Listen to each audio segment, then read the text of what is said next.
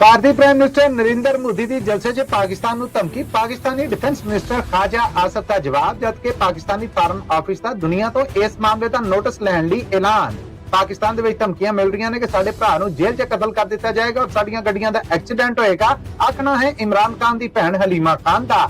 जबकि इमरान खान के खिलाफ गवाही ना देने के जुर्म च बैरिया टाउन के मालिक मलिक रियाज होना की कुर्क की जायदाद नूं सरकार वालों वेचण का ऐलान। जजां दे तबादले ते तरक्कियां दा केस सुप्रीम कोर्ट दे बूहे ते गर्मा गर्म दलीलां ते सुनिया जे कि सऊदी अरब च ईद दा चंद दिस पिया, पाकिस्तान भारत और बांग्लादेश च नहीं। अज दा रुकन होएगा 6 जून नूं, पाकिस्तान दे विच वड्डी ईद 7 जून नूं, जबकि सऊदी अरब और अमरीका च 6 जून नूं होण दी उम्मीद। पंजाबी रेडियो यूएसए है। अपडेट पाकिस्तान दे नाल मैं हां मसूद मली। मेरे वालों साहब सुनन और देखने वाले दी सेवा च बड़ा अदब भरिया निगाह जिहा दोवें हाथ जोड़ के सलाम आदाब और सत श्री अकाल। पाकिस्तान दे नाल जुड़ियां पिछलियां 24 घंटे दीयां वड्डियां खबरां दे इस बुलेटिन च आप सब नूं जी आयां नूं कहने हां। अमरीका दे विच अज 27 मई साल 2025 जबकि पाकिस्तान च 28 मई साल 2025 दा दिन चढ़ चुकिया है। पाकिस्तान दे नाल जुड़ियां इह खबरां असीं Monday to Friday Punjabi radio USA दे नेशनल और इंटरनेशनल रेडियो नेटवर्क दे नाल पंजाबी रेडियो यूएसए और पंजाबी टीवी यूएसए दे यूट्यूब चैनल और फेसबुक पेज दे उत्ते तुहाडे वास्ते ब्रॉडकास्ट करने हां। इन्हां खबरां नूं स्पॉन्सर करना होए तां साडा टेलीफोन नंबर है 408 722 7698 408 722 7698। इस तो 8 पंजाबी रेडियो यूएसए और पंजाबी टीवी यूएसए दे सारे डिजिटल और सोशल मीडिया प्लेटफॉर्म्स नूं भी जरूर ज्वाइन करो तां जे तुहाडे तक पंजाबी रेडियो यूएसए तो ताज़ा बताज़ा अपडेट्स पहुंचदियां रहन। पाकिस्तान दे नाल जुड़ियां खबरां दे बुलेटिन नाल चलने हां। भारतीय प्राइम मिनिस्टर नरेंद्र मोदी होना ने एक जलसे च तकरीर करदे पाकिस्तान नूं सीधी सावी धमकी दी है कि वह अपनी हद विच रवे, सुख दी खावे, नहीं तो फिर गोली ते है ही है। नरेंद्र मोदी होना वालों की गई तकरीर दे विचों कुछ बोल। सुख चैन की जिंदगी जियो, रोटी खाओ, वरना मेरी गोली तो है ही। नरेंद्र मोदी होना दे इस बयान तो बाद पाकिस्तान तो डिफेंस मिनिस्टर खाजा आसफ होना दा आखना है कि भारत वालों पिछले दिनों दे ਜਿਹੜੀਆਂ छेड़छाड़ की गई और जिद्दां पाकिस्तान दे उत्ते हमले किए गए ਉਹਦੇ जवाब दे विच पाकिस्तान ने ਜਿਹੜਾ जवाब दिता है ਉਹ हजे तक नरेंद्र मोदी होना ਨੂੰ हजम नहीं होण ਡਿਆ। 4 घंटिਆਂ ਦੇ ਵਿੱਚ पाकिस्तान ने दुनिया ਨੂੰ ਵਿਖਾ ਦਿੱਤਾ कि भारत ਦੀਆਂ ਜਿੰਨੀਆਂ ਕਰਨੀਆਂ ਜਿੰਨਾ ਅਸਲਾ है ਉਹਦਾ जवाब देने ਦੀ ताकत ਅਸੀਂ ਰੱਖਨੇ ਹਾਂ। पाकिस्तानी डिफेंस मिनिस्टर खाजा आसफ होना ने यह बयान डॉन न्यूज टीवी दे रात ਨੂੰ होने वाले एक प्रोग्राम दे विच दिता। उन्होंने आख्या कि इस वेले पूरी दुनिया ਨੂੰ पता है कि नरेंद्र मोदी ये सारे ड्रामे क्यों रचा रहा है। जो तो पहलगाम हमले दे उत्ते पाकिस्तान ने आप ये ऑफर दी कि ਅਸੀਂ हर किस्म ਦੀ ਪੁੱਛਣ ਦੇ ਵਿੱਚ ਹੱਥ ਵੰਡਾਉਂਦੇ ਆ ਤੇ ਉਦੋਂ ਕਿਉਂ ਨਾ ਭਾਰਤ ਇਸ ਮਾਮਲੇ ਤੇ ਅੱਗੇ ਆਇਆ। ਇਹ ਹਮਲੇ ਇਹ ਚੜਾਈਆਂ और ਵਖਾਲੇ सिर्फ और सिर्फ ਚੋਣਾਂ ਦੇ ਵਿੱਚ ਆਪਣੀ ਗੱਦੀ और ਆਪਣੀ ਕੁਰਸੀ ਬਚਾਉਣ ਵਾਸਤੇ ਹੈ। ਪਾਕਿਸਤਾਨੀ डिफेंस मिनिस्टर खाजा आसफ ਦਾ ਆਖਣਾ ਸੀਗਾ ਕਿ ਭਾਰਤ ਨੂੰ ਹੁਣ ਕਿਸੇ ਭੁੱਲ 'ਚ ਨਹੀਂ ਰਹਿਣਾ ਚਾਹੀਦਾ। 2019 ਤੋਂ ਬਾਅਦ ਹੁਣ ਵੀ ਸਾਡੇ ਉੱਤੇ ਹੱਲਾ ਬੋਲ ਕੇ ਵੇਖ ਲਿਆ। ਅਸੀਂ ਕਿਸੇ ਕੰਮ 'ਚ ਪਹਿਲ ਤਾਂ ਨਹੀਂ ਕਰਾਂਗੇ ਪਰ ਯਾਦ ਰੱਖਿਆ ਜਾਏ ਕਿ ਅਸੀਂ ਹਰ ਗੱਲ ਦਾ ਡਟ ਕੇ ਜਵਾਬ ਦੇਣਾ ਜਾਣਦੇ ਹਾਂ। इधर पाकिस्तानी फॉरेन ऑफिस ने अपने बयान दे आख्या है कि दुनिया भर नूं नरेंद्र मोदी होना दीयां धमकियां दा नोटिस लेना चाहिए। असीं मंग करने हैं कि अमन दे वास्ते अगे वधन दी बजाय नरेंद्र मोदी होना लो लगातार धमकियां आ रही ने। जबकि खाजा आसफ होना दा अपने इंटरव्यू दे विच इह वी आखना सीगा कि नरेंद्र मोदी वर्गा जिस मुल्क दा हाकम होएगा वो दुनिया दे नाल नाल उस मुल्क दी तबाही दा सबब बनेगा। इमरान खान की भैन हलीमा खान ने अडियाला जेल रावलपिंडी के बाहर मीडिया के वड्डे इकट्ठ के नाल गलबात करदे आख्या है कि सानू लगातार धमकियां मिल रही ने कि साडियां गड्डियां दा एक्सीडेंट होएगा और उस एक्सीडेंट दे विच मौतां होणगीਆਂ। नाल ही सानू अड्डो अड्ड जरिया तो लागे लंघदे बंदियां राहीं यह आख्या जा रहा है कि इमरान खान नू जेल दे अंदर कतल कर दिता जाएगा। हलीमा खान होना ने आख्या कि मैं ये पूछना चाहनी है कि मेरे भरा तो ये लोग चाहते की ने। उन्होंने आख्या कि असीं हुण दे हुक्मरानां नाल सरकार दे नाल कोई गलबात नहीं करनी। पाकिस्तानी फौज मुखी दा नाम लिया बगैर उन्होंने आख्या कि ये लोग आप सीधे होके सामने होण। ये जो चाहते ने इन्हां नूं इमरान खान तो जो चाहिए है ਉਹ ਦੇਣ ਨੂੰ ਅਸੀਂ ਤਿਆਰ ਹਾਂ, ਉਹਦੇ ਬਦਲੇ ਇਮਰਾਨ ਖਾਨ ਨੂੰ ਰਿਹਾ ਕਰ ਦਿੱਤਾ ਜਾਏ। ਜਦਕਿ ਇਮਰਾਨ ਖਾਨ ਦਾ ਕੁਝ ਦਿਨ ਪਹਿਲਾਂ ਇਹ ਬਿਆਨ ਸੀਗਾ ਕਿ ਮੈਂ ਜੇਲ੍ਹ ਦੇ ਵਿੱਚੋਂ ਕਿਸੇ ਕਿਸਮ ਦਾ ਸਮਝੌਤਾ ਕਰਕੇ ਬਾਹਰ ਨਹੀਂ ਆਵਾਂਗਾ। ਪਰ ਹਲੀਮਾ ਖਾਨ ਹੋਣਾ ਦਾ ਆਖਣਾ ਸੀਗਾ ਕਿ ਇਹ ਸਾਨੂੰ ਦੱਸਣ ਤੇ ਸਹੀ ਕਿ ਸਾਡੇ ਭਰਾ ਨੂੰ ਕਿਸ ਜੁਰਮ ਦੇ ਵਿੱਚ ਜੇਲ੍ਹ ਦੇ ਅੰਦਰ ਕੈਦ ਰੱਖਿਆ। ਇਮਰਾਨ ਖਾਨ ਦੀ ਭੈਣ ਦਾ ਆਖਣਾ ਸੀਗਾ ਕਿ ਇਮਰਾਨ ਖਾਨ ਕਿਸੇ ਪਾਸਿਓਂ ਵੀ ਨਾ ਤੇ ਮੁਲਕ ਦੁਸ਼ਮਣ ਆ ਔਰ ਨਾ ਪਾਕਿਸਤਾਨ ਦਾ ਵੈਰੀ। ਇਹਨਾਂ ਲੋਕਾਂ ਨੂੰ ਇਮਰਾਨ ਖਾਨ ਤੋਂ ਖਤਰਾ ਕੀ ਹੈ? ਉਹ ਕਿਹੜਾ ਖਤਰਾ ਹੈ ਕਿ ਜਿਹੜਾ ਇਮਰਾਨ ਖਾਨ ਦੀ ਰਿਹਾਈ ਤੋਂ ਬਾਅਦ ਇੱਕ ਵਾਰ ਫਿਰ ਪੁੰਗਰ ਪਏਗਾ। ਸਵਾਏ ਲੋਕਾਂ ਦੀ ਜ਼ਾਤੀਅਤ ਔਰ ਨਫ਼ਰਤ ਤੋਂ ਅੱਡ ਇਮਰਾਨ ਖਾਨ ਖਾਨ ਦੇ ਉੱਤੇ ਕਿਸੇ ਕਿਸਮ ਦਾ ਕੋਈ ਹੋਰ ਦੋਸ਼ ਨਹੀਂ ਗਾ ਹੈ। ਉਹਨਾਂ ਨੇ ਆਖਿਆ ਕਿ ਇਮਰਾਨ ਖਾਨ ਪਹਿਲਾਂ ਵੀ ਡਟ ਕੇ ਖੜਾ ਸੀਗਾ, ਹੁਣ ਵੀ ਡਟ ਕੇ ਖੜਾ ਆ। ਉਹ ਆਪਣੇ ਕਿਸੇ ਅਸੂਲ ਦੇ ਉੱਤੇ ਸਮਝੌਤਾ ਨਹੀਂ ਕਰੇਗਾ। ਪਰ ਇਹ ਜਿਹੜੇ ਲੋਕ ਇਮਰਾਨ ਖਾਨ ਦੇ ਨਾਲ ਜੋ ਕੁਝ ਕਰ ਰਹੇ ਨੇ, ਮੈਂ ਉਹਨਾਂ ਤਾਕਤਾਂ ਨੂੰ ਕਹਿੰਨੀ ਆ ਕਿ ਉਹ ਸਿੱਧੇ ਸਾਹਮਣੇ ਹੋ ਕੇ ਸਾਡੇ ਸਾਹਮਣੇ ਆਉਣ, ਸਾਡੇ ਨਾਲ ਗੱਲਬਾਤ ਕਰਨ। ਹਾਂ, ਉਹਨਾਂ ਨੇ ਜੇ ਗੱਲਬਾਤ ਕਰਨੀ ਹੈ ਤੇ ਉਹਦੇ ਵਾਸਤੇ ਅਸੀਂ ਇਮਰਾਨ ਖਾਨ ਦੀਆਂ ਸਾਰੀਆਂ ਭੈਣਾਂ, ਅਸੀਂ ਔਰਤਾਂ ਤਿਆਰ ਹਾਂ, ਸਾਡੇ ਨਾਲ ਬਹਿ ਕੇ ਗੱਲਬਾਤ ਕਰ ਲਈ ਜਾਏ, ਪਰ ਪਿਛਲੇ ਰਾਵਾਂ ਥਾਣੀ ਸਾਡੇ ਤੱਕ ਸੁਨਾ ਨਾ ਅਪਣਾਏ ਜਾਣ।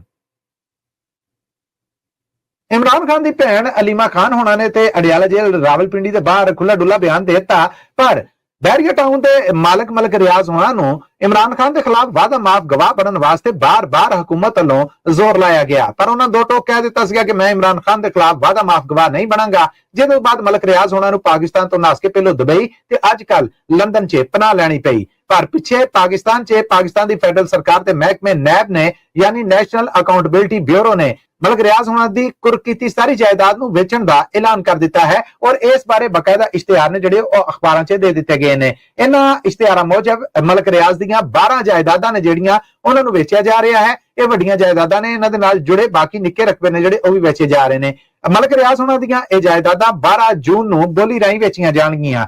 ਅਖਬਾਰ ਦੇ ਉੱਤੇ ਇਸ਼ਤਿਹਾਰ ਮੁਜਬ Bahria town corporate office number 1 part number 7E Bahria park road Bahria town phase 11 Rawalpindi ਦੇ ਵਿੱਚ ਔਰ Bahria town corporate office 11 plot number 70 park road.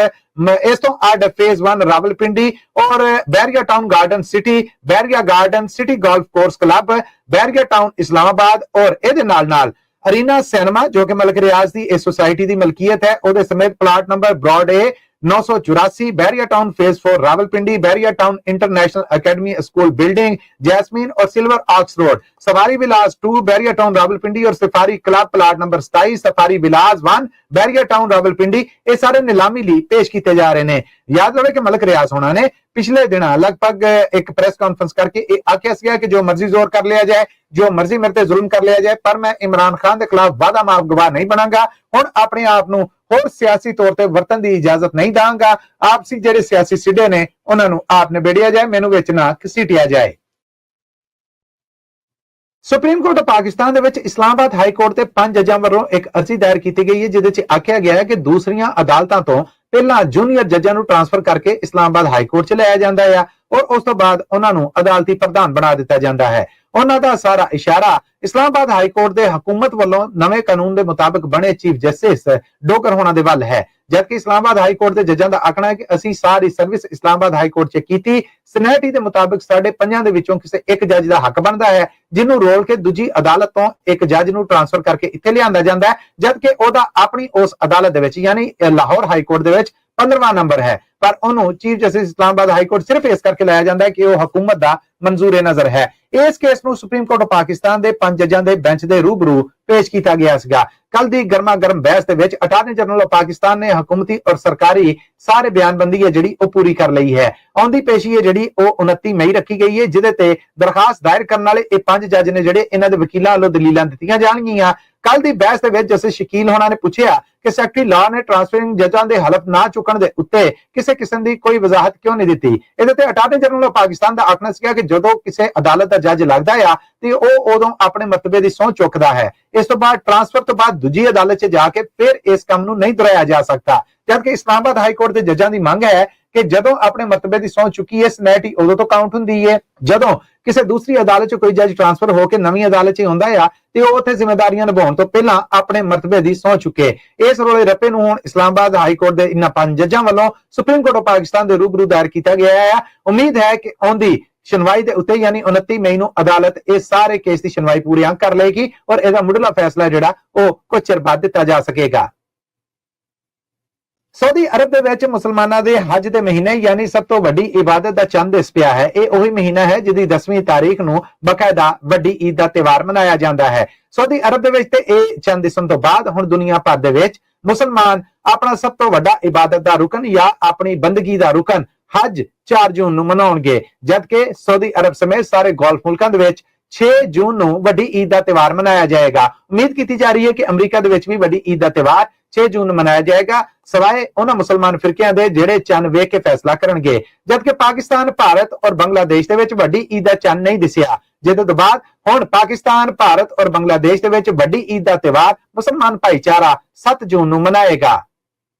ਲਓ ਜੀ, ਇਹਦੇ ਨਾਲ ਹੀ ਅੱਜ ਦਾ ਅਪਡੇਟ ਪਾਕਿਸਤਾਨ ਇੱਥੇ ਹੀ ਮੁੱਕਦਾ ਹੈ। ਪੰਜਾਬੀ ਰੇਡੀਓ USA ਦੇ ਡਿਜੀਟਲ ਪਲੇਟਫਾਰਮਸ ਤੋਂ ਔਰ ਰੇਡੀਓ ਨੈਟਵਰਕ ਤੋਂ ਮਸੂਦ ਮਲੀ ਨੂੰ ਦਵੋ ਇਜਾਜ਼ਤ। ਜਾਣ ਤੋਂ ਪਹਿਲਾਂ ਫਿਰ ਦੱਸਦਾ ਜਾਵਾਂ ਕਿ ਇਹ ਖਬਰਾਂ ਹਫਤੇ 'ਚ 5 ਦਿਨ ਮੰਡੇ ਟੂ ਫਰਾਈਡੇ ਤੁਹਾਡੇ ਵਾਸਤੇ ਪੰਜਾਬੀ ਰੇਡੀਓ USA ਦੇ ਨੈਸ਼ਨਲ ਔਰ ਇੰਟਰਨੈਸ਼ਨਲ ਰੇਡੀਓ ਨੈਟਵਰਕ ਦੇ ਨਾਲ ਪੰਜਾਬੀ ਰੇਡੀਓ USA ਔਰ ਪੰਜਾਬੀ TV USA ਦੇ ਡਿਜੀਟਲ ਔਰ ਸੋਸ਼ਲ ਮੀਡੀਆ ਪਲੇਟਫਾਰਮਸ ਤੇ ਵੀ ਬ੍ਰਾਡਕਾਸਟ ਕੀਤੀਆਂ ਜਾਂਦੀਆਂ ਨੇ। ਇਹਨਾਂ ਖਬਰਾਂ ਨੂੰ ਸਪਾਂਸਰ ਕਰਨਾ ਹੋਵੇ ਤਾਂ ਸਾਡਾ ਟੈਲੀਫੋਨ ਨੰਬਰ ਹੈ 4087227698 4087227698। ਇਹਦੇ ਨਾਲ ਹੀ ਮੈਨੂੰ ਦਵੋ ਇਜਾਜ਼ਤ। ਫਿਰ ਮਿਲਾਂਗੇ। ਉਹਦੀ ਮੁਲਾਕਾਤ ਤੱਕ ਲਈ ਤੁਹਾਡਾ ਮੇਰਾ ਸਾਡਾ ਸਾਰਿਆਂ ਦਾ ਰੱਬ ਰਾਖਾ।